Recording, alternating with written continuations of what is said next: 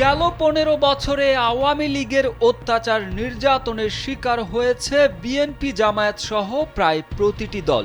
বিশেষ করে ছাত্রলীগের মারমুখী অবস্থানের কারণে দেশের কোনো ক্যাম্পাসেই টিকতে পারেনি জাতীয়তাবাদী ছাত্রদল। অন্যদিকে প্রায় সব ক্যাম্পাসেই ছাত্র শিবিরের অবস্থান থাকলেও ছাত্রলীগের নির্যাতনের ভয়ে আত্মপ্রকাশ করার সাহস করেনি তারা। কিন্তু ৫ আগস্টের পর ঘুরে গেছে দৃশ্যপট। নিষিদ্ধ হওয়ায় ছাত্রলীগ নিজেই এখন আত্মগোপনে।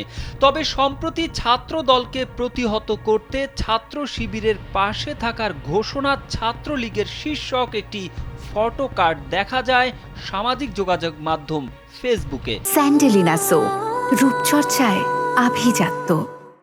ঢাকা পোস্টের লোগো সংবলিত ফটো কার্ডটি নিয়ে বেশ চাঞ্চল্য দেখা দেয়।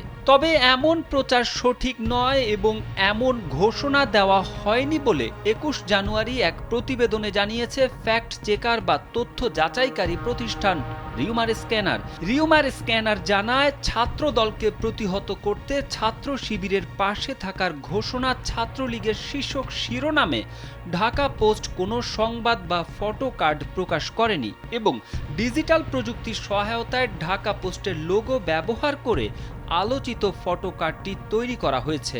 এ ধরনের গুজব, বিভ্রান্তিকর সংবাদ ও অপতথ্যের ব্যাপারে সতর্ক থাকার আহ্বান জানিয়েছে রিউমার স্ক্যানার।